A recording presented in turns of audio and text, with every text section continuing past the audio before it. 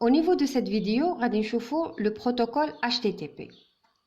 Le protocole HTTP, c'est le protocole le plus utilisé sur le réseau Internet parce que grâce à lui, on peut consulter des pages web.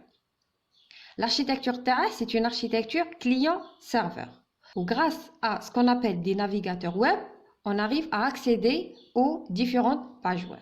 Il y a plusieurs navigateurs web. En anglais, web browser, on trouve par exemple Opera, Yandex, Firefox, Google Chrome et ainsi de suite. Lorsque une URL est saisie au niveau du navigateur web de client, le client HTTP va envoyer ce qu'on appelle une requête HTTP au serveur. Le protocole HTTP au niveau du serveur HTTP s'exécute en arrière-plan. Donc, il s'agit d'un service. Donc, le service, il va traiter la requête HTTP et il envoie ce qu'on appelle une réponse HTTP. Voyons maintenant la structure d'une requête HTTP. Cette dernière, elle est composée de trois parties. L'oula نعيطولها une ligne de commande. C'est la première ligne qui est obligatoire. La deuxième partie, c'est la liste d'entête. Ou la dernière partie, نعيطولها le corps de la requête. نبداو par la ligne de commande. La ligne de commande, elle est composée de trois parties. La première, c'est la méthode. C'est au niveau de la méthode qui est défini le type de requête. Alors, le type peut être get. Alors, qui la méthode est égale à get, ça veut dire que la requête HTTP, elle est envoyée pour demander une page HTML. Lorsque elle est égale à head, le client il est en train de demander à travers la requête HTTP des informations sur une ressource, sans demander la ressource elle-même. Quand la méthode est égale à post, c'est-à-dire que le client a le navigateur web un formulaire. Il a saisi les informations de le formulaire. Par exemple, le nom, le prénom, date de naissance, lieu de naissance, etc. Ou les informations, les données qui ont été saisies, elles vont être envoyées dans une requête HTTP. Donc, la requête HTTP de type post. La deuxième partie, toujours de la ligne de commande, l'URL, pour identifier la ressource. Ou dernière partie, c'est la version.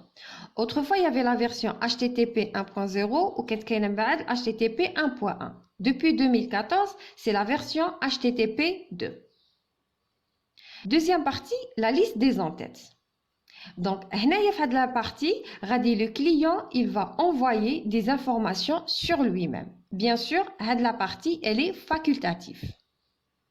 Et dernière partie, toujours dans la requête HTTP, c'est le corps de la requête. La partie, elle est utilisée lorsque le client il veut envoyer des données au serveur. Une réponse HTTP contient des données envoyées depuis le serveur vers le client. هذوك les données peuvent être du texte clair, peuvent être du code HTML, peuvent être des plugins, etc.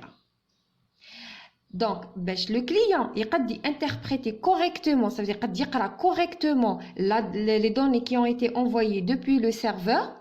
Le serveur il du type de la donnée.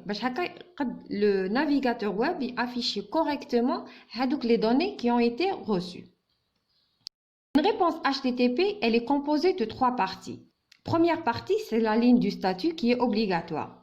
Deuxième partie, c'est la liste d'entêtes facultative. Et la dernière partie, le corps de la requête, les fiches, la donnée. Donc, la ligne de statut, la version HTTP.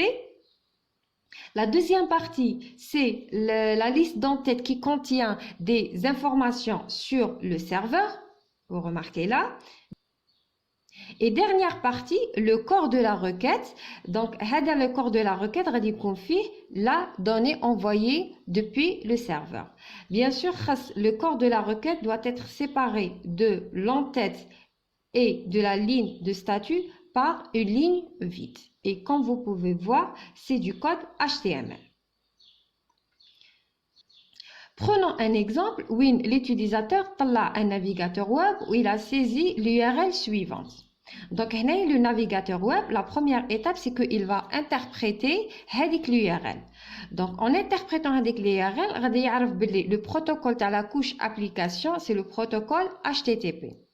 Le nom du domaine, c'est www.example.com. Et comme ressource demandée, c'est la page principale de le site web. Et c'est vrai, mais qu'est-ce que le nom de la ressource demandée, c'est-à-dire mais qu'est-ce un /index.html. Lorsqu'on veut consulter un site web, la première des choses qu'on demande, ou la chose qui est demandée par défaut, c'est la page d'accueil. Ou la page d'accueil de tous les sites web est nommée index.html. Donc, grâce au fait que le HTTP a été identifié comme étant le protocole de la couche application, le numéro de port de destination sera 80 et le numéro de port source sera un numéro aléatoire. Troisième étape, c'est le cache de DNS ou la table des DNS qui est consultée pour extraire l'adresse IP qui correspond à le nom du domaine. Alors, une fois elle a été extraite l'adresse IP, donc il y a une requête HTTP est envoyée au serveur concerné. Donc, le service HTTP, il va traiter la requête et après, il va envoyer la ressource demandée liée à la page HTML. Alors, c'est vrai que le HTTP et le FTP, dans leur conception, ils sont complètement différentes. D'autant plus que le HTTP permet d'accéder à des pages web, tandis que le FTP, il permet la gestion des fichiers à travers l'ajout, la suppression, la copie, le renommé, etc. Il y a une autre version du protocole HTTP, le HTTPS. Le principe c'est le protocole HTTP. La différence, c'est que au niveau du protocole HTTP, la donnée elle est envoyée en texte clair, ça veut dire telle qu'elle est. Par contre, le HTTPS, la donnée lorsqu'elle est envoyée, que ce soit de la part du client ou de la part du serveur, elle va être tout d'abord cryptée avant d'être envoyée.